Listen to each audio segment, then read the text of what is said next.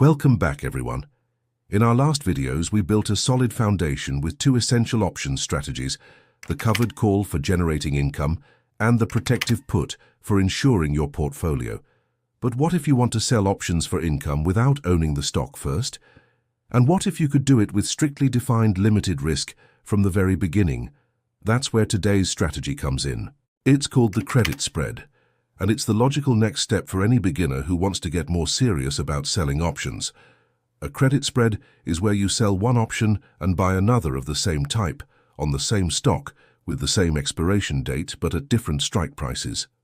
You receive a net credit up front, which is your maximum profit, and your maximum loss, it's capped and defined from the moment you place the trade.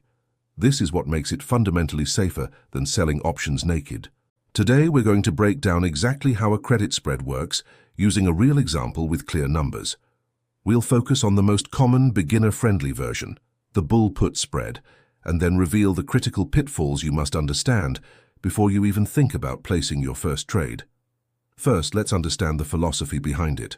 When you sell a single option, like a naked put, your potential loss can be huge if the stock crashes.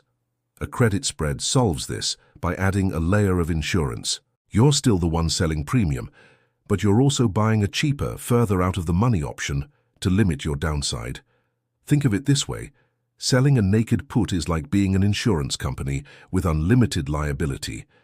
Selling a put credit spread is like being an insurance company that then buys its own reinsurance policy to cap its maximum loss. You make a little less profit, but you'll sleep much better at night. Let's walk through the most practical example, a bull-put spread. This is what you use when you're moderately bullish or neutral on a stock. You believe it will stay above a certain price level.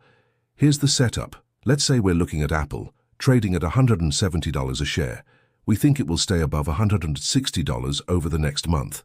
So here's the trade. First, you sell one put option with a $160 strike price expiring in 30 days. For this, you receive a premium, let's say $2 per share, or $200 for the contract. Simultaneously, you buy one put option with a $155 strike price with the same expiration date. This costs you a premium, say 70 cents per share or $70. The net result? You collect $200 and pay $70, so a net credit of $130 flows into your account immediately. This is your maximum potential profit. Now, what's your risk? The strikes are $5 apart, from $160 down to $155. Your maximum loss is the width of the spread minus the credit you received. So that's $5 minus $1.30, which equals $3.70 per share, or $370 total. This is the absolute most you can lose, no matter how far Apple falls below $155. Your broker will hold this $370 as collateral, not the full value of the stock. Now, three things can happen by expiration. Scenario 1, the win. Apple stays above $160. Both puts expire worthless. You keep the entire $130 net credit. Scenario 2, the max loss. Apple falls to $154 or below. Your short $160 put is exercised, obligating you to buy 100 shares at $160. However, your long $155 put is now in the money. You can exercise it to sell those same shares at $155. Your net loss per share is $5. But remember, you still have that initial credit of $1.30. So your final net loss is $3.70 per share, or $370. This loss is locked in and known from the moment you place the trade. Scenario 3, the gray area. Apple closes between your strikes, let's say at $158. Your short $160 put is in the money by $2, but your long $155 put is worthless. Your loss would be $2 minus your initial credit of $1.30, resulting in a 70-cent per share loss or $70. So the spread helps, but doesn't eliminate a loss if the stock lands between the strikes. So why is this considered a great next step? Let's go through the pros. First, defined and capped risk. You know your exact maximum loss before you enter, which allows for precise risk management. Second, lower capital requirement.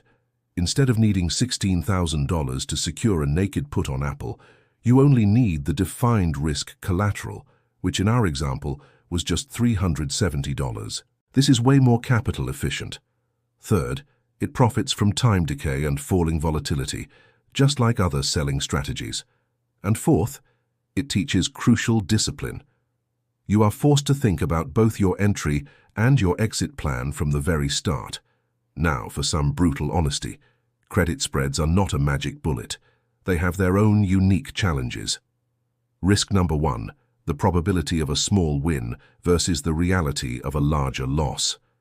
You might collect $130 10 times in a row, but one max loss of $370 wipes out nearly 3 of those wins. Your win rate needs to be high to be profitable, often above 70%. Risk number 2 is pin risk.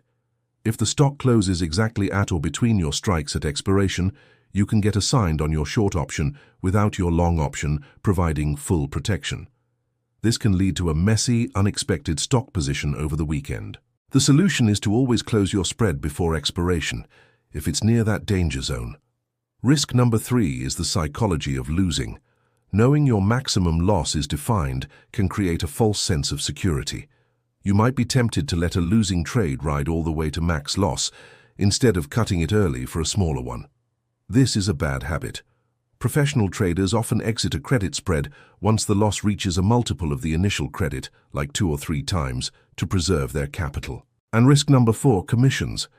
Because you're trading 2 options, commissions can eat a bigger portion of your small premium. Always factor this into your profit calculation. So, should you, as a beginner, trade credit spreads? Here is your checklist. 1. Only after you are completely comfortable with single options, like buying calls and selling covered calls. 2. Only with money you can afford to lose. While the risk is defined, losing the maximum amount is still very real. 3. Only on liquid major stocks or ETFs with tight bid-ask spreads. And 4. Always have a trade plan that includes your profit target and your stop-loss point. Finally, start with small position sizes. 1 contract is more than enough to learn the ropes. To quickly recap, a credit spread is a defined risk strategy where you sell one option and buy another to cap your downside. You collect a net premium up front. Your profit is limited to that premium. Your loss is limited to the width of the strikes minus that premium. It is a powerful step up from basic strategies because it combines income generation with the safety of a known worst-case scenario. It forces you to think about risk management from the start. In our next video, we'll explore the flip side of this coin, the debit spread. It's the strategic way to bet on a stock's movement with limited risk, perfect for when you have a directional bias but don't want the high risk of buying a single option. Until then, trade small, trade smart, and always define your risk first. Thanks for watching, and don't forget to subscribe for our next video.